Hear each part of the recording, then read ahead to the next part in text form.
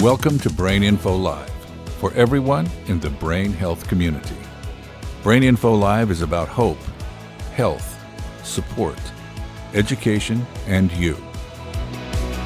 Whether you're living with Alzheimer's or a caregiver, family member, or loved one of someone who is, Brain Info Live is here for everybody.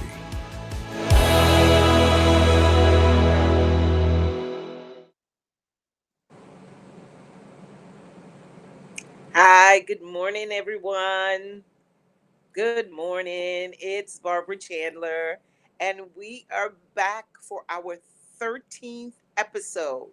You guys are going to have to bear with me here. I am using my iPad, and I feel like I'm a little bit shaky, so promise me that you'll bear with me. We want to thank you all for joining us, Brain Info Live. We are live, if you are wondering. And this is our 13th episode, and it is a very important episode. It's about safety. When our loved ones decide to wander off, how do we find them? How do we work with first responders to find them? I realize most of us here in Florida, the last time we spoke, we were going into the hurricane, and I am just hoping that everyone has been able to recover. I know that some of our community, we're still recovering, but we know that we do have support. Again, in the beginning of the show, and you'll also see at the end of the show where we had different links to different support services in the Alzheimer's and dementia resources. This morning we have Nicolette Castagna. Nicolette Castagna is joining us, and of course she's the community engagement for at FSU for geriatrics. Okay, I promise I will get that title right by the time we come back. So again, just bear with me. I am holding my iPad. I want to be as steady as possible, and as usual, we have Jay Lou, our fitness guru out of Atlanta. And as we always say, go at your own pace. Safety is very important. This next 5 minutes of exercise is for you, okay? It doesn't matter how long it takes you to get through it. We just want you to know what exercises are available for you. So with no further ado, we welcome Jay Lou, our fitness guru. Hey, I'm Jay Lou, your fitness guru. I want to welcome you to Brain Info Live. Today we're about to do stretching plus body sculpting. In 5 seconds, let's get ready to go. 5, 4, 3, 2, and 1. All right, watch my form. My feet are straight, good posture, and watch my arms at all times. You ready? Let's go.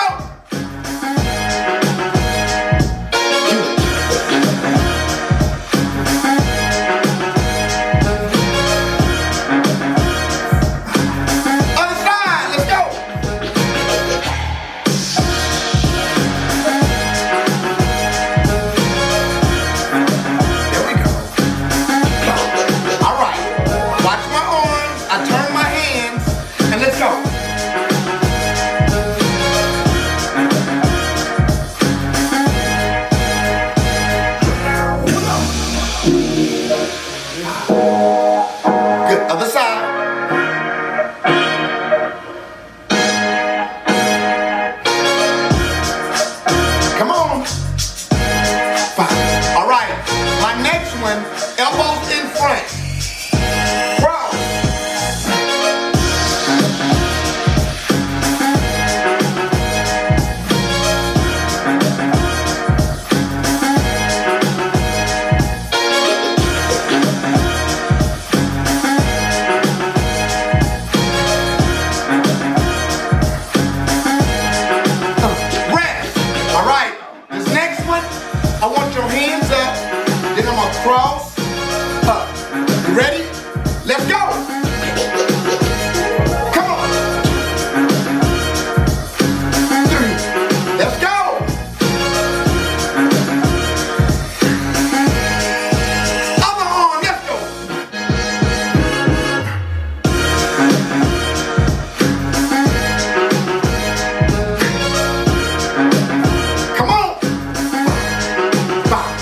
job. Now I want a little squat. And what we're gonna do is when you go down and you put it back in the pocket. You ready? Let's go. 5.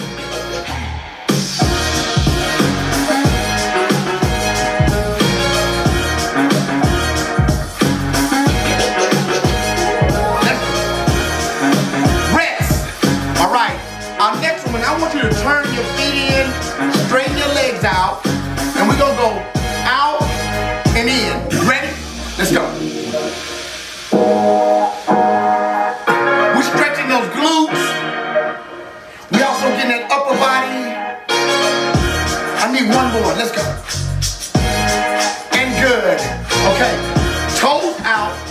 Put a little squat in, and I'm gonna turn, and I'm gonna come to this position. You ready? Let's go!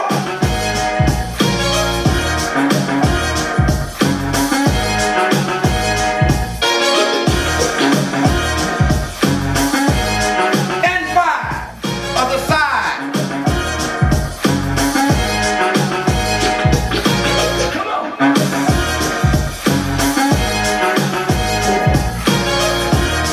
And 5. Great job. We just did a lot of motions, a little details, but our next set, we're gonna add a lunge into it. So let's get ready. Okay, now we're gonna get in a lunge position, but we're working on that isometric position while we stretch and also tone. Okay, here, keep this leg at 90. Don't go too far here. It's right here. Arm here, tilt, and let's go. 1, 2, 3, 4, 5. All right, switch. Make sure you have good posture, chest up, and let's go. 1, 2, 3, 4, 5. All right, this one, we're gonna hold down, and then a little weight out and in. You ready? Down. 1, 5.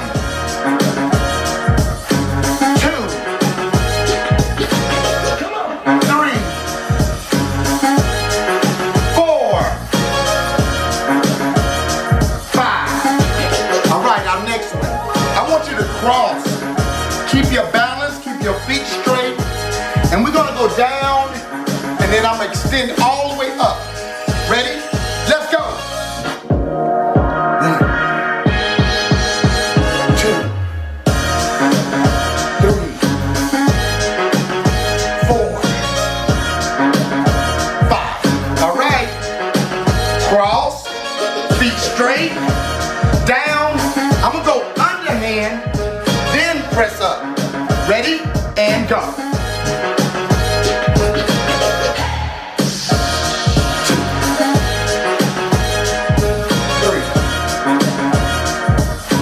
4, and 5. Our last one. We're gonna go to a deep squat. Remember, go at your level. Okay, I'm gonna go down. I'm gonna pull, and then I'm a short pull. You ready? Let's go. 1, 2, come on. 3, 4, and 5.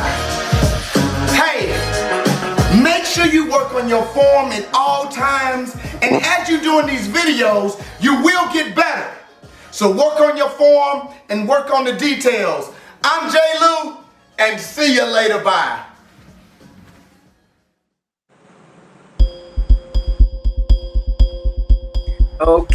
Okay, that was 5 minutes of great exercise with J. Lou, John Lewis out of Atlanta. I love the way his hat and his shoes match, that neon yellow. All righty, so up next, if you have been watching Brain Info Live for our past sessions, we always have a movie session or a video segment. This particular segment is called, give me 1 second here, ladies and gentlemen. Okay, we're going to go into the video segment. It is Setting the Scene, video on Wondering from the Reach. And this is from the Reach team. Okay, again, please bear with me as I'm working from two different systems here. But once again, this is our video clip is coming up now.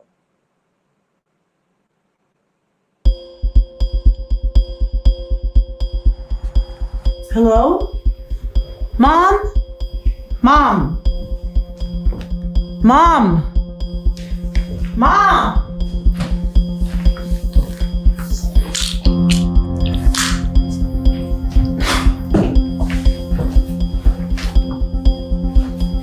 Mom? Hello? Yes, my mother Laura is missing. She has dementia. 444 Acre Street. Yes. Yes, she is 60. She's about 5'4", 150 pounds. She has silver short hair. She has black glasses. Please, she has dementia and she doesn't look like it. And she has a medical ID bracelet that says she has dementia and it has my name and phone number. No, she doesn't drive. Okay. Okay, I'll wait here for them. Thank you. Thank you.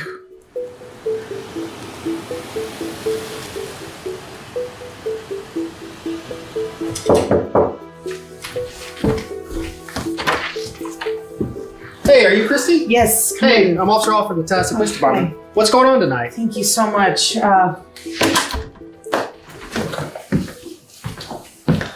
When was the last time you saw or spoke to your mom? I saw her 2 days ago and we spoke last night around 7 p.m. I call her every night to make sure that she takes her medication and that she locks the front door.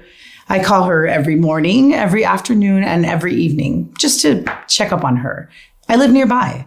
My wife makes her meals. We come by every Sunday, we have dinner, and we set up her meals for the week. So when she didn't answer her phone, I came over, the door was open, and she wasn't here.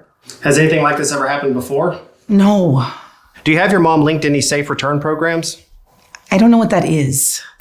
Do you know what she might be wearing? No, I have no idea. She does have a medical ID bracelet that says she has dementia and it has my name and my phone number just in case of emergency. Do you have a recent photograph of your mom? This is a recent photo taken about 6 months ago. Okay. Does she always wear those glasses? Yep, black frame, rhinestones. Okay. Can you send me that so I can send it out to the officers looking for her? Of course. Is there anywhere you think she might go? No, I have no idea. She takes blood pressure medication and she didn't take it last night or this morning. Is she diabetic? No. All right, I'm going to take this photograph and put it out to the officers and put an alert out for your mother. Let me make sure I got everything correct. Your mother's name is Laura Foster. She's 60 years old, 5'4", 150 pounds. You said she had his medical ID bracelet, which notifies us that she has dementia and it has your phone number. Does she respond best to Mrs. Foster or Laura? Yes, my cell phone number. My mother responds best to Laura. Thank goodness the doctor recommended that we get one just in case something like this happens. I honestly never thought that she would leave the home. Okay, I've got some information for you about safe return programs. But first, let's go find your mom.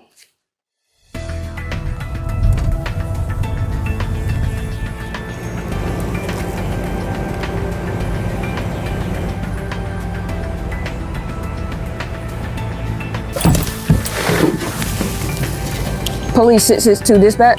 I have eyes on who I possibly believe is Laura. We're going to be at the corner of Henderson and Park.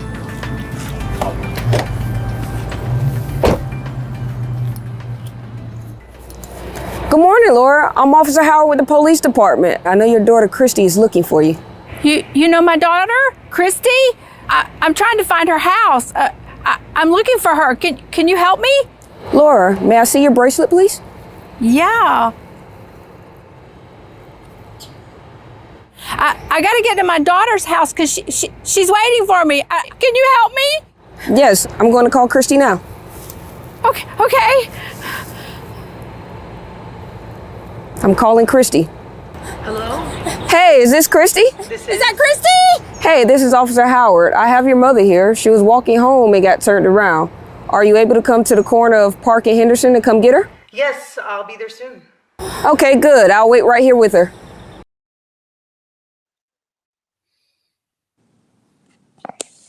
Okay. All righty. Welcome back. Welcome back. We just saw the video clip of a mother that wandered off, and we have Nicolette Castagna, who is the Community Engagement Lead Geriatrics with FSU, to help us explain to us exactly what we just saw, and if something like this is to happen, how do we handle it? So welcome, Nicolette. Thank you so much for having me. Can you hear me okay, Nicolette? Yes, I can hear you. Absolutely, Can you hear me? absolutely. So Nicolette, yes, I certainly can. Excellent. So Nicolette, can you tell us a bit more about what it is that you do? Yes. Hi. So I work with the FSU, Florida State University College of Medicine, Department of Geriatrics. Um, we have a federal training grant from the federal government that the mission of our grant is to strengthen the workforce's ability to care for older adults. So we do a lot of trainings with the healthcare sector. We work with our health profession students. We do a lot of work with family caregivers. We work with a lot of different sectors of people that are interacting with older adults. That includes educating older adults themselves. We want to empower people to be informed, to know what's going on with them, to know what resources are available for them. So I do a lot of that work with our grant here in Florida. We serve a lot of different parts of the state with our projects. And I'm also a mental health counselor at the Tallahassee Senior Center. Just a little bit about me. Excellent. Excellent. Well, Nicolette, thank you for doing that. The work that you're doing, it is very important, as we just saw. And I have a few questions that I just want us to be able to address. We may get some questions from the audience as well. And again, it's all pertaining to this particular matter, which is very important. It can be very alarming when one of our loved ones disappear.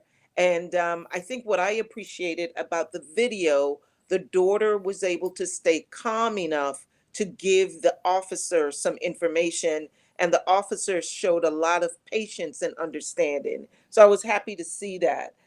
So one of the questions today we're talking about safety preparedness and working with first responders. Can you talk us through step by step what to do? Hang on here. What to do when you realize your loved one with dementia is missing? Yes. So our training video, which is one of a series of videos that you just saw, that is trying to demonstrate the different strategies around crisis situations in persons with dementia. We're trying to train family members and also first responders. So we're doing a lot of different trainings with those types of professionals so there can be better collaboration in these stressful situations. How can we communicate effectively? How can we establish trust in the person living with dementia? Make sure everyone is working together effectively. So you might not think that this is going to happen to you or happen to your family, but wandering or someone getting lost and heading towards a location with a purpose that we just don't understand can happen to 6 in 10 persons living with dementia over the course of the disease. So it's fairly common. And we really encourage people to be proactive and to kind of have a plan in place, know what to do if this is going to happen, if this happens to your family. So basically, as you saw in the video, we encourage people to call 911 as soon as the person is discovered missing. Perhaps you could spend a few minutes going through your house, looking in closets, looking in your backyard around the perimeter of the house. But the quicker that you call 911 for help, the better. A a lot of times people delay, think they can find someone on their own, or there's a lot of like a strong feeling of guilt and concern of how did this happen? And that time delay can impact the ability for someone to be recovered quickly. So we really encourage people to, yes, acknowledge those emotions, acknowledge this is a stressful situation, but take action as soon as possible. Please communicate with first responders, with the dispatch person that'll be on the other line when you call 911, that the person who's missing has dementia. Really trying to encourage that communication chain so that everyone is aware that the individual who's lost is affected with that condition. It's good to have a recent picture available of your loved one at all times, just in case of an emergency. Make sure to answer questions that you're asked in an open and clear way. They're not judging you. Just try to be as concise as possible. Consider where your loved one might have gone. Are there places that they've mentioned recently? Is there something that they used to frequent at an earlier stage in their life? For them, they do have a purpose of exiting the home. So just consider maybe what that purpose might be. So think about that when communicating with first responders. Share what your loved one prefers to be called. Would they like to be identified by their first name? Are they more of a formal person and they want to be Mr. Smith, or they're a doctor, they want to be recognized by that formal title? So communicate that. Also, we want to think about tools that can establish trust. It's all about establishing trust and helping someone feel calm and safe in a crisis situation. So you could offer the first responder something that they could mention when they locate your loved one that could help your loved one feel a little bit more trusting of the individual. Maybe like in the video we saw, they said your daughter, Christy, and that immediately put Laura at ease. She said, oh, she figured this person's here to help me. She knows Christy. So mentioning a loved one's name, even mentioning a pet's name, something that can help somebody feel connected and establish that trust so they will cooperate and feel comfortable in a situation.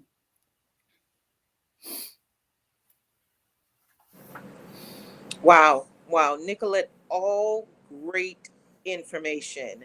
The first thing I heard you state in working with first responders, or what to do, is acknowledge your feelings. Acknowledge your feelings.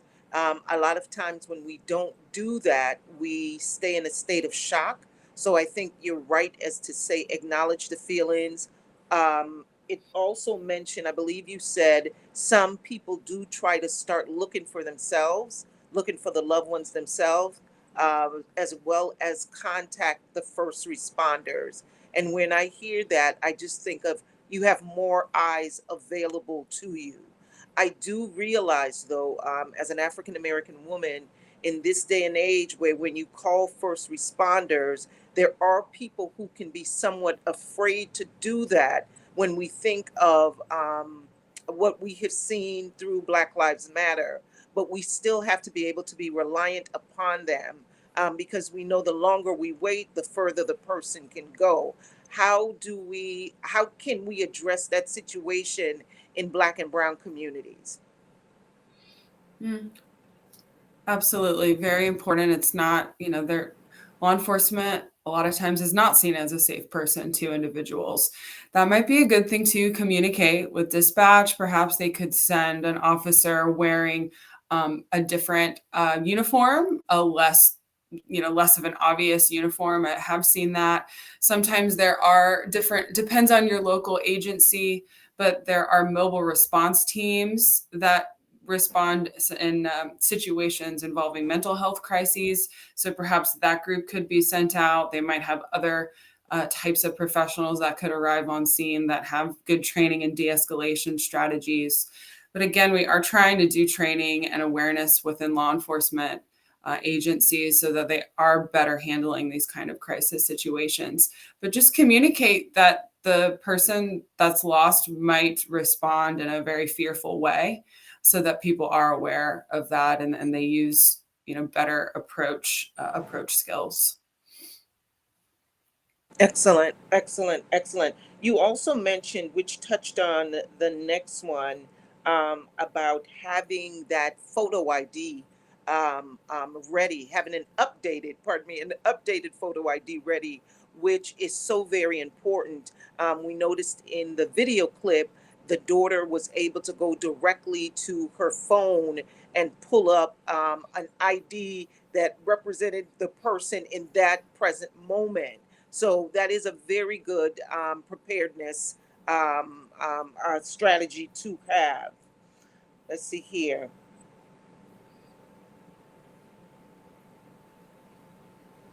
We're going to shift gears a bit here. Hurricane Ian just happened in our area in Florida, and any general advice that you would have for making sure that loved ones with dementia is safe in a natural disaster, if you don't live with them? If you don't live with them, how can we ensure their safety during a natural disaster? Yeah, thank you for that question. And first of all, I do want to say that anyone who's joining us today, that your area, your home was impacted by the hurricane, we're sorry. We're thinking about you and just sending support to you in the recovery and rebuilding efforts. I want to shout out the resource that was posted at the beginning of this presentation. The Alzheimer's Association has a really excellent, very thorough emergency preparedness tip sheet. So get yourself a copy of that, have it on hand. It can be quite a lot of things to remember when a natural disaster is approaching. So again, kind of like with the prevention of wandering, we want to be really proactive and we want to have plans in place and know what's available to help us. I want to encourage everyone to basically have a plan for your loved one. I would not encourage leaving somebody living with dementia alone in their homes during a natural disaster. Consider what family or friends might be available that they could go and stay with. Are you able to be go before a disaster is approaching and grab them and go to a safe location together so they feel supported and you have eyes on them? So have that plan in place before a hurricane is approaching. Talk to your friends, talk to your family, consider what's available for your situation. Another option that could be applicable to you is enrolling your loved one in a special needs shelter. It's a program administered by the Florida Department of Health. It's really a last resort kind of option, though. And this is a shelter for vulnerable people with physical, cognitive, mental, sensory disabilities, and they can be assisted to evacuate to a special needs shelter that will have backup electricity, water, support. But again, there's not 24/7 medical oversight. So it is recommended that a caregiver accompany individuals that are going to a special needs shelter. But that's another thing to be to be prepared early. You can sign up for that so that there is a sort of a tracking on your family.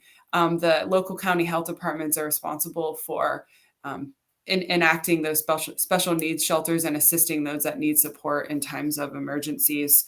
But make sure you have a emergency kit when a storm's coming, a waterproof container that has copies of legal documents, important information, change of clothes, at least a 5-day supply of medications, depending on your loved one's condition and your own. Maybe you need incontinence supplies. Is there medical equipment that's needed? Do you have portable oxygen tanks, extra chargers, backup batteries, all those different things that you're going to need to leave your home and to still have your medical, physical, emotional needs met? Consider bringing an object that helps someone with dementia, brings them some familiarity in an unfamiliar setting. So maybe it's their favorite pillow or their favorite sweatshirt, something that helps them feel more comfortable and helps them feel more safe. An emergency medical kit. So we kind of talked about those two, emergency preparedness kit, emergency medical kit. Just be be prepared, be proactive. The floridadisaster.org is the primary website in Florida where evacuation information is listed. Different emergency shelters are listed, just up-to-date information from the state on official announcements about a natural disaster that's approaching or one that's already occurred. So be aware of that website as well. Excellent. Excellent stuff, Nicolette. Thank you again. We do have Thank a you. question from the audience. It says, in the video, they mention Medic Alert and other programs. What programs exist? And you may want Yeah, to. so back to our wandering scene. It's really important again to be proactive. I can't stress that enough. And one of the things you can do is enroll the person living with dementia in a safe return program. So there's a couple different options for that. The Medic Alert is one. There's also some different programs in the state of Florida, one called Scent Evidence, another called Project Lifesaver. And these are programs that are a partnership with law enforcement agencies that can help recover your loved one in a quicker fashion if they were to get lost. So act early and enroll your person in a safe return program. We can share that information about those specifically. Well, actually, they're listed on our FSU Dementia First Responders and Care Partners website. We have links to some of those.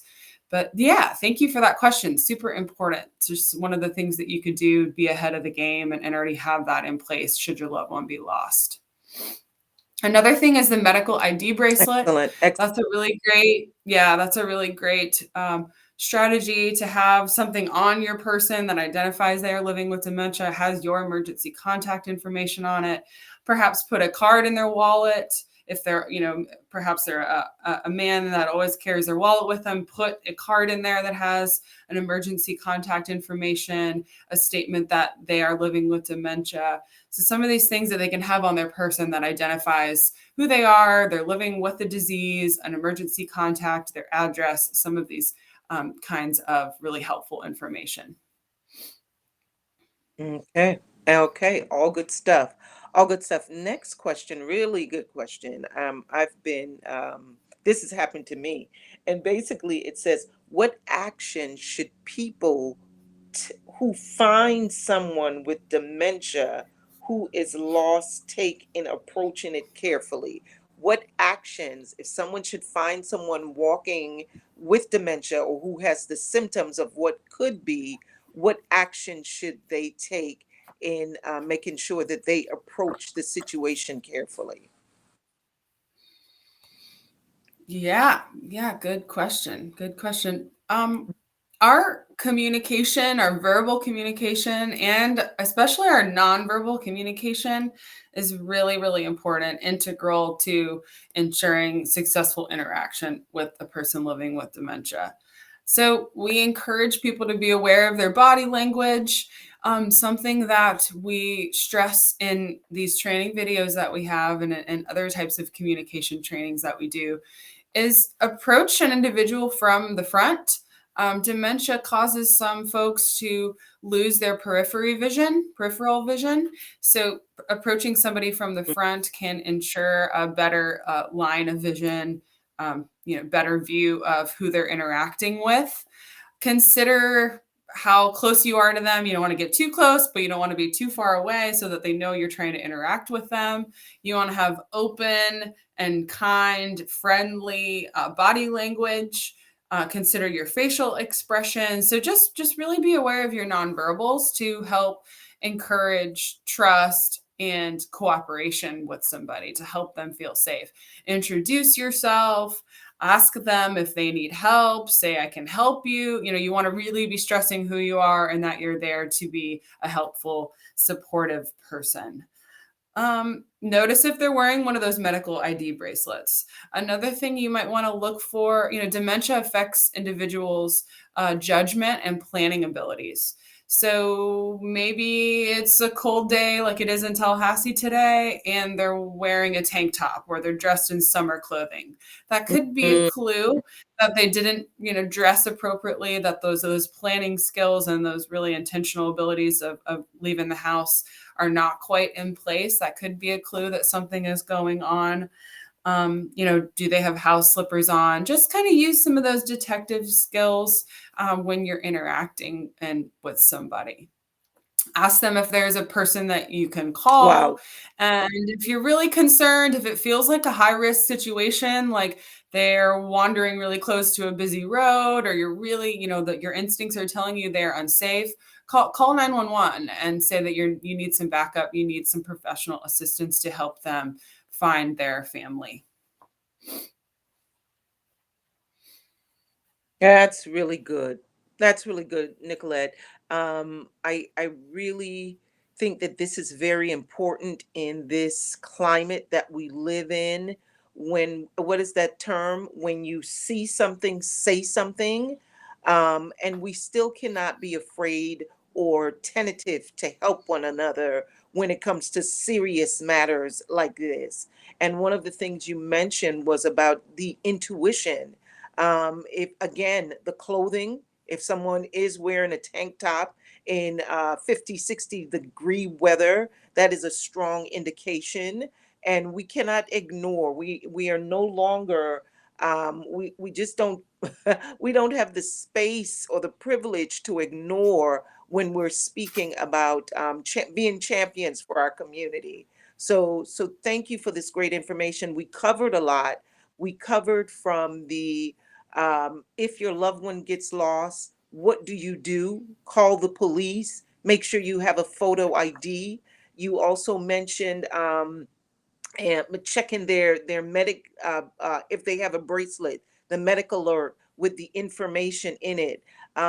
We talked about the safety preparedness when we think about Hurricane Ian. I love the information you shared about any important documents and how to store those.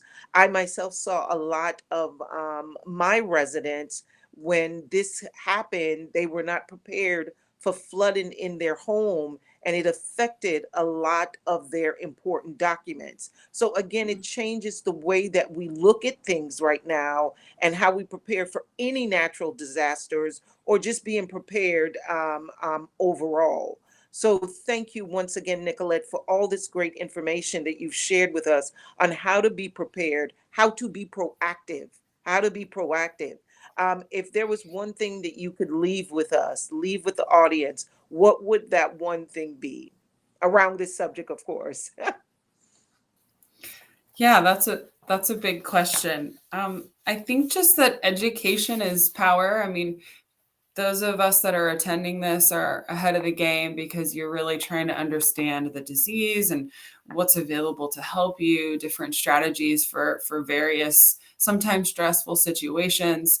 So be informed, know what support programs and resources are there to help you. You are not alone. There's at least 800,000 family caregivers in Florida alone caring for somebody living with dementia.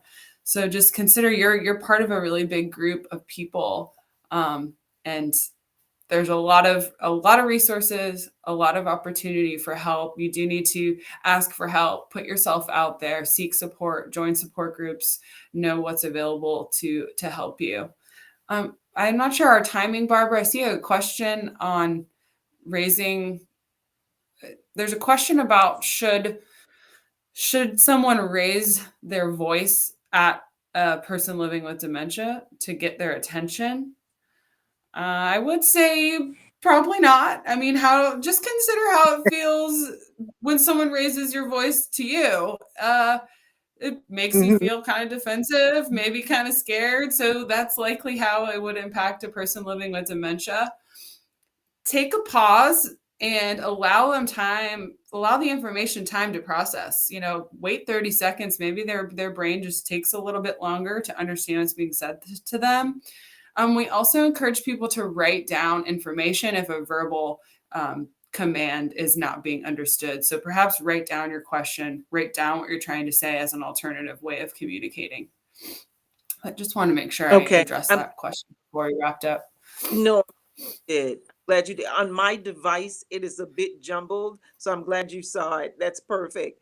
And that's a really important question. And when I think of that and I hear that question, it comes back to the caregiver and making sure that that caregiver is a part of support groups, that they have a network of people that when they do feel somewhat stressed or the situation is getting too much for them, yelling or any type of behaviors that is not common to the situation, that they have somewhere that they can go and kind of be a part of a bigger group.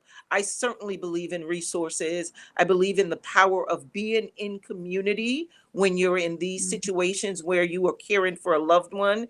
And these things are a lot of times they're very new to us. I never saw that I could be in a situation like that. And I have friends and colleagues who are in those situations and they didn't see themselves in that situation. So again, it's learning the resources that are out there for you so no one feels overwhelmed. And if you do, knowing how to handle it. I think that those kinds of responses, you also mentioned, and this is a really important one for me, I think of those nonverbal skills. When we talked about if someone is wandering and there is someone who finds them, how do they approach them? And again, it comes down to those when you don't know a person and they are approaching you, you're looking more at their nonverbal cues than anything else. So that is Yeah. very important. And I certainly want to thank you for that because that says a lot. No matter what you're saying, what your body is saying becomes even more, it becomes louder. It becomes louder than what you're saying. Okay. Yeah, well Anything said. else, Nicolette?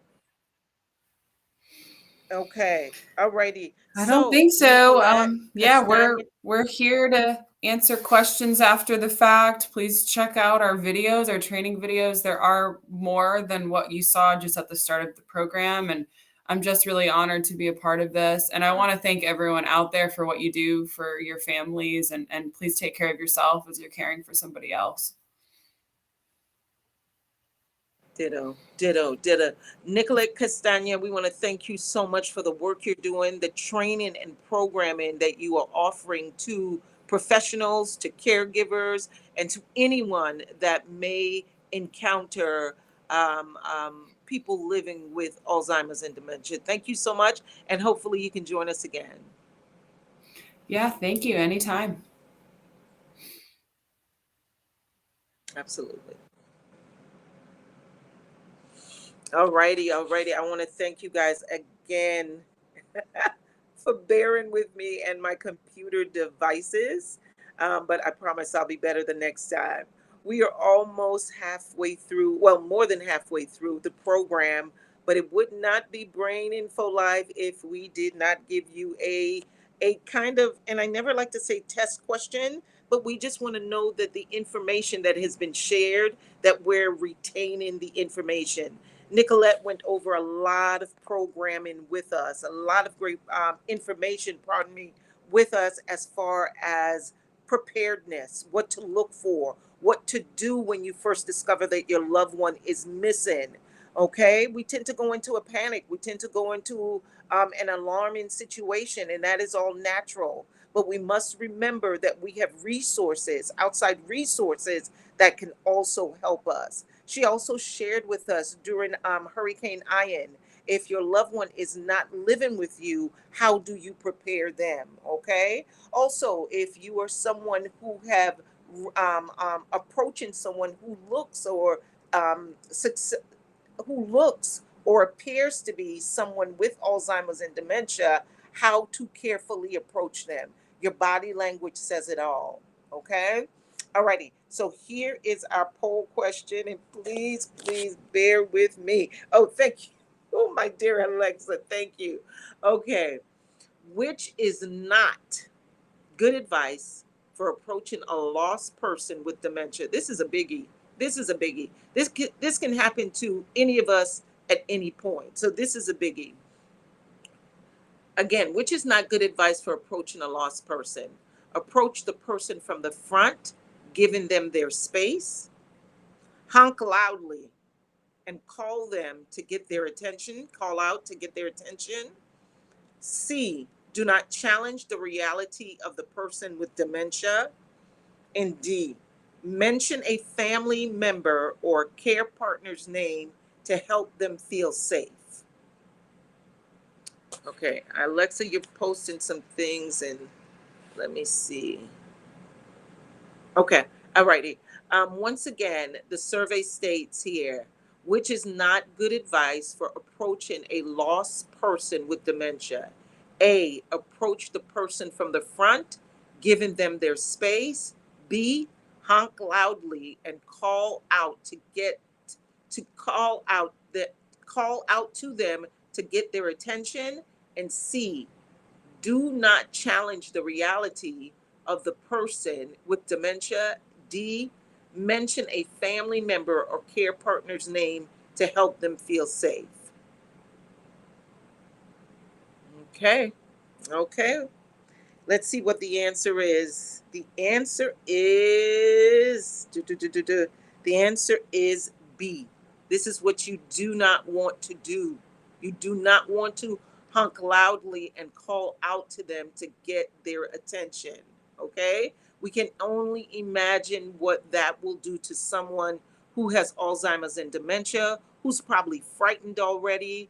All right?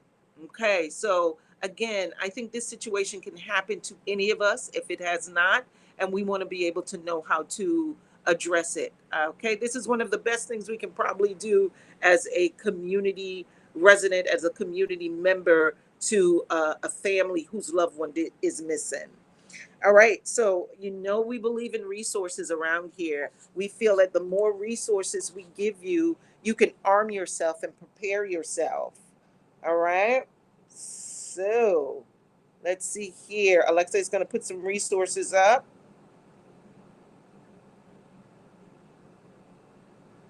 Okay. First of all, you got to join Brain Info Live mailing list. If you have not done so already, join our mailing list. Okay. Brain Info Live can send out information to you, all these great resources, so you can have them available to you. And so here is the sign up.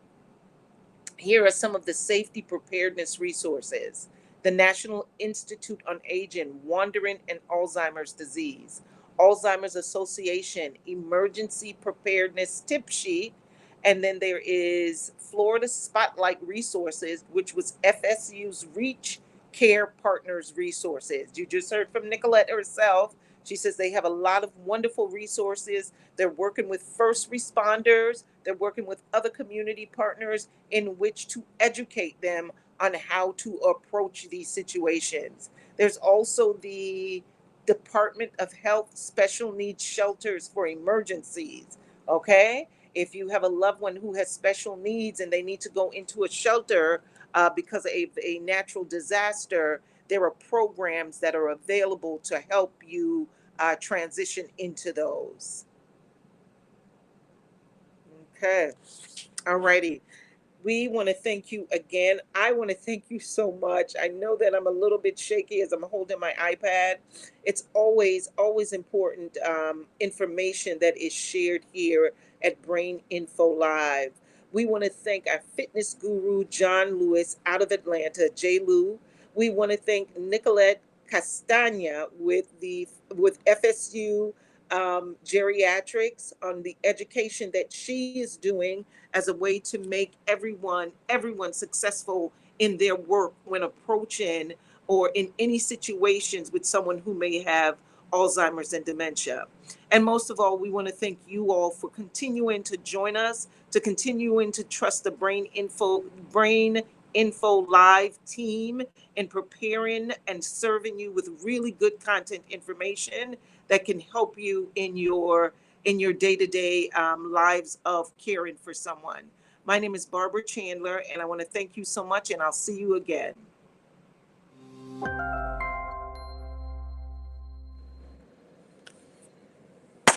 Thanks, Alexa.